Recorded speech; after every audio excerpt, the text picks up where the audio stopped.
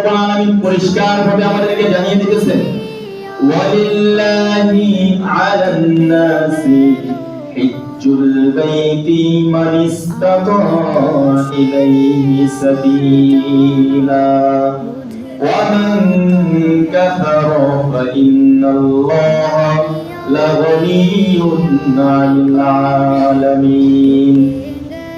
ওয়ালিল্লাহি আলান নাসি হিজ্জুল বাইতি মান ইসতাতা ইলাইহি সাবিলা, মানুষের মধ্যে যাদের সামর্থ্য আছে, মানুষের মধ্যে যাদের সামর্থ্য আছে সেই ঘরে পৌঁছানোর, অর্থাৎ মক্কায় যাওয়ার যাদের সামর্থ্য আছে, কাবা ঘরে যাওয়ার যাদের সামর্থ্য আছে, আলান নাসি ওই সমস্ত মানুষের জন্য, ইলাইহি সাবিলা আল্লাহর সন্তুষ্টির উদ্দেশ্যে এই গৃহকে, এই ঘরকে তাওয়াফ করা তাদের জন্য, হজ করা তাদের জন্য ফরজ।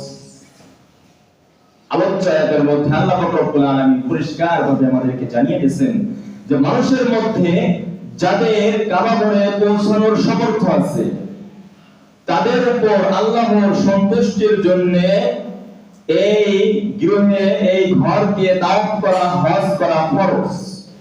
এখন আমাকে আপনাকে জানতে হবে যে আল্লাহ পাক রব্বুল আলামিন সমর্থ বলেছেন, এই সমর্থ বলতে আমি আপনি কি বুঝি? সমর্থ কাদের আছে? হ্যাঁ, এটা আমাকে আপনাকে বুঝতে হবে। সমর্থ কাকে বলা হয়?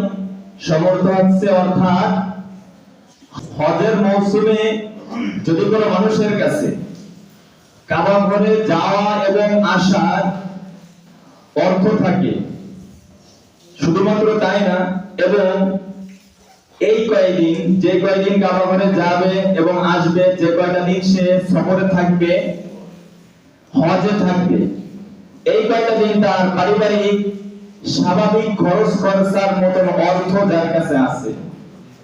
কয়েকটা কথা, একটা কথা হচ্ছে আপনার মক্কায় যে বাড়িতে আসার অর্থ আছে এবং মক্কায় যাবে এবং আসবে, প্রতিমধ্যে যে কয়টা দিন সে থাকবে, এই কয়টা দিন তার পারিবারিক স্বাভাবিক খরচ খরচার মতন অর্থ যার কাছে আছে তার জন্য হজ করা ফরজ।